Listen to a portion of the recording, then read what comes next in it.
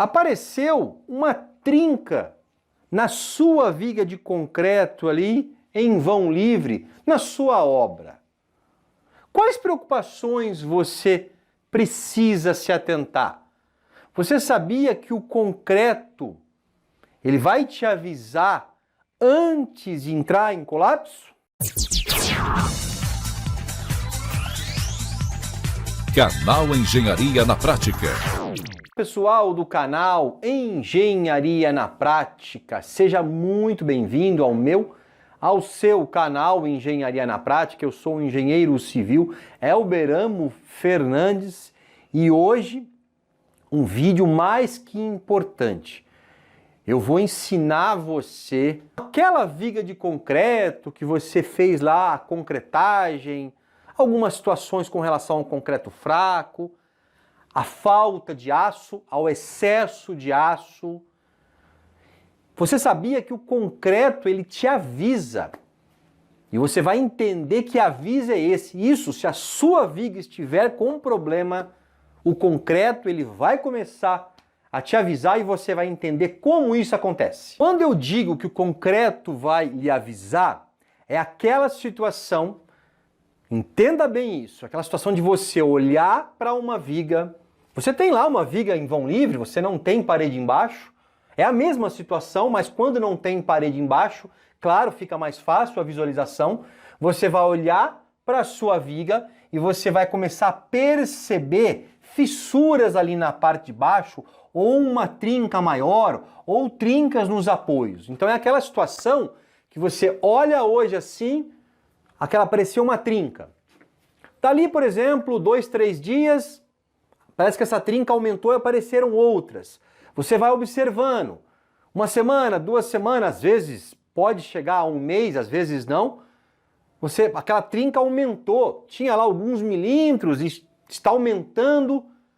Ou seja, isso quer dizer que o concreto está avisando que alguma coisa não está legal com a sua viga. Nos nossos cálculos, nós temos ali os estádios e domínios de deformação das estruturas em concreto. Eu não vou entrar nessa questão teórica aqui com você neste vídeo. Num vídeo mais à frente, eu vou trazer todos os domínios, aí 1, 2, 3, 4 e 5, mas esse vídeo vai ser voltado mais para os engenheiros por abranger questões mais teóricas. O que eu quero hoje passar para você é ali na sua obra. Muitas vezes você não contratou um engenheiro, você concretou a sua viga de concreto aleatoriamente, pela experiência do construtor, e você pode ter uma situação dessa aqui, né, de trincas, fissuras, e a sua viga pode estar entrando em colapso. Então, é para você ali, direto na obra, na prática, entender o que pode estar acontecendo. Nós temos 4 situações aqui que eu vou lhe ensinar. Como exemplo, nós temos essa viga aqui, uma viga biapoiada. O vão aqui não importa, 2, 3, 4, 5 metros em diante. Eu tenho aqui uma carga distribuída, ok? Carga de lajes, de contrapisos, de pisos, de paredes, de reboco, aqueles 6 parâmetros que nós temos aqui, uma carga distribuída. A altura dessa viga aqui, dependendo aqui do vão que você tem. Então, a primeira situação que nós temos é quando aparece aqui, pessoal, aqui ó, uma trinca parecida com essa aqui, ó. Essa trinca, geralmente, ela aparece próximo aos apoios ali. Geralmente próximos aos apoios. Por quê? Nós temos aqui essas trincas geralmente por cisalhamento. Por quê? Nas vigas de concreto biapoiadas, a nossa cortante aqui, ela é máxima. É onde eu preciso utilizar justamente os estribos aqui para combater essa cortante. Então, quando você coloca, por exemplo, os estribos, já explicamos isso no canal, você está combatendo essa cortante. Tanto é que os estribos, eles são muito maiores aqui, próximos aos apoios.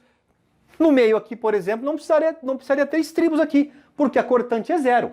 Padroniza-se de forma igual, mas os estribos precisam estar mais concentrados próximos aos apoios para combater aqui essa trinca. Então, essa aqui é uma trinca por cisalhamento. E geralmente aqui, pessoal, tem a ver com as vinculações e tem a ver com a falta de estribos aqui. Então, se atente a esse tipo de trinca. Por exemplo, antigamente usava-se muito aqui, né, o cavalete. O cavalete vinha aqui, justamente aqui para combater essa cortante, depois ele fechava. Né? Você pode ver que ele trabalha exatamente aí, transversalmente aqui essa trinca. O cavalete tinha a função exatamente de combater essa trinca com relação ao cisalhamento. Então, se atente se aparecer trincas aí dessa forma nos apoios. A segunda e a terceira condição é a que mais ocorre de problemas ali com relação às vigas biapoiadas. Quando você tem na sua obra, você olha para a sua viga, depois de um certo tempo ela começa a envergar aqui, ó. Literalmente ela começa a envergar, sofrer ali aquele arco ali, né? Tanto de fora a fora. Ela está biapoiada, ela está envergando de fora a fora. E o que acontece quando você tem essa situação aqui? Começam a aparecer aqui, ó, pode aparecer uma no meio, começam a aparecer algumas fissuras aqui no meio, né? E essas fissuras, elas tendem a aumentar se de repente não for tomada uma providência. E por que isso ocorre? Eu tenho aqui essa viga, as vigas biapoiadas, elas estão submetidas a peças à flexão. Ou seja, eu tenho aqui uma carga distribuída, estou colocando carga, na parte de cima quem resiste é o concreto, na parte de baixo o aço na tração. As cargas aqui, ó, elas estão empurrando esse concreto, em cima está sofrendo um encurtamento aqui, tá? Está encurtando aqui a parte de cima do concreto e na parte de baixo aqui está alongando. Isso mesmo, encurtando na parte de cima e alongando na parte de baixo. O que significa? Que o aço, pessoal, o aço aqui ele está sendo tracionado, né? Ele está entrando num regime de escoamento aqui, dependendo da carga que você está submetendo. Então, é isso que acontece na maioria das vezes das vigas que apresentam trincas na parte de baixo. Aquele arqueamento ali que você precisa se atentar e começar a tomar cuidado e muitas vezes tomar uma providência urgente. São duas condições que acontece isso. A primeira condição é a que nós chamamos ali no domínio 2, que é o seguinte: você tem uma peça de concreto, fora feito um bom concreto, um concreto estrutural de 20, 25, 30 MPa, uma boa inércia, e aí você tem uma taxa de aço extremamente inferior aqui na parte de baixo. Você tem muito concreto, uma condição legal, um concreto estrutural, mas você tem uma taxa de aço quase insignificante, ou uma taxa mínima. Ah, tenho aqui embaixo 2 barrinhas de 6,3 milímetros.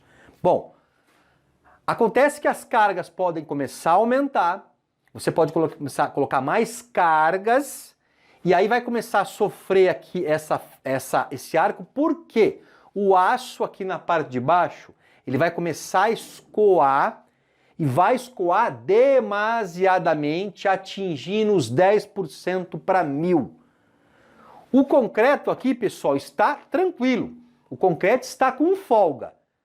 Ele nem atingiu aí os 20, 25 MPa, mas o aço escoou totalmente, já entrou num regime de escoamento, aí um regime crítico dos 10% para 1000 e o que vai acontecer? O aço vai arrebentar primeiro, vai arrebentar o aço aqui e a viga vai entrar em colapso. Antes mesmo do concreto aqui te avisar, o concreto está tranquilo. Tá? Tinha folga, podia colocar mais carga à vontade que o concreto resistia. Só que o aço aqui, ó, por essa taxa insignificante, o aço arrebentou primeiro, escoou demasiadamente, arrebentou e a sua viga caiu. Então nós falamos que a sua viga aqui, ó, essa condição está no domínio 2. Essa terceira condição, ela tem aqui o mesmo comportamento aqui quando você olha para uma viga, você olha para aquela viga ali, ela está tendo esse mesmo comportamento aqui, está sofrendo esse arco, encurtando na parte de cima, alongando na parte de baixo. A mesma situação aqui, ó, com as trincas, aqui com as fissuras, que é o que você tem que se preocupar. Só que nessa condição aqui, essa viga está submetida ao domínio 3. O que esse domínio 3 fala? Que a condição ideal é a condição mais econômica que nós temos, porque o concreto ele está sendo aproveitado ao máximo na sua resistência e o aço sendo aproveitado ao máximo da sua resistência. Eu aproveito ao máximo o concreto e o máximo do aço. Eles trabalham iguais. Então, quando eu tenho uma situação aqui da carga aqui excedendo, começar aqui a comprimir um excesso, automaticamente o aço ao mesmo tempo começa a tracionar, a escoar. Repetindo, ambos trabalham juntos e na hora que a sua viga entrar em colapso, né, o concreto vai atingir o seu limite e o aço vai atingir o seu limite de forma igual. Teoricamente, aí, o concreto arrebenta primeiro, mas podemos dizer aqui que praticamente ambos, né, o aço no seu limite arrebenta e o concreto no seu limite também arrebenta e a sua viga vai para o chão. E esta última opção é aquela que eu considero a pior condição, porque essa daqui não vai te avisar antes de entrar em colapso, que é justamente os 2 vídeos que eu abordei com você agora recentemente, que é com relação ao exagero do aço. Pode estar numa condição de uma viga superdimensionada, que aí é apenas desperdício de aço, mas pode estar na condição ali de uma viga super armada, que é você exagerar no aço na parte de baixo, esse aço não vai escoar pelo excesso, você tem altas cargas aqui, o seu concreto vai começar a fissurar, repetindo, o aço aqui não vai te avisar, a viga aqui ó, não vai fazer aqui aquele arco, não vai trincar na parte de baixo, não vai te avisar, é uma condição terrível, e aí pessoal, a sua viga vai arrebentar aqui na parte de cima, ou seja, o concreto vai arrebentar muito antes aqui do aço. E o pior, não vai te avisar. Do nada, aquela viga vai para o chão. Por isso, pessoal, independente de te avisar ou não, faça um bom concreto estrutural na sua obra. Fuja desse concreto 3:1 que enche de água lá, pessoal, e concreta vãos de 4, 5, 6 metros. Faça um concreto de 20, 25, 30 MPa. Nós temos todo um passo a passo aqui de como você realizar um bom concreto estrutural para não correr o risco de entrar no domínio 4 aqui. Utilize uma taxa de aço condizente, nem pouco aço, para não entrar ali na condição 2, do aço arrebentar primeiro antes do concreto. E não exagere no aço também, né? Para não entrar aqui nessa condição do domínio 4 também, a sua viga arrebentar do nada. É um bom concreto estrutural e uma taxa de aço condizente com a necessidade que você tem das cargas aqui. E claro, não exagerar nas cargas de acordo com o que você tem aqui de concreto e também de aço. Canal Engenharia na Prática, aqui você aprende.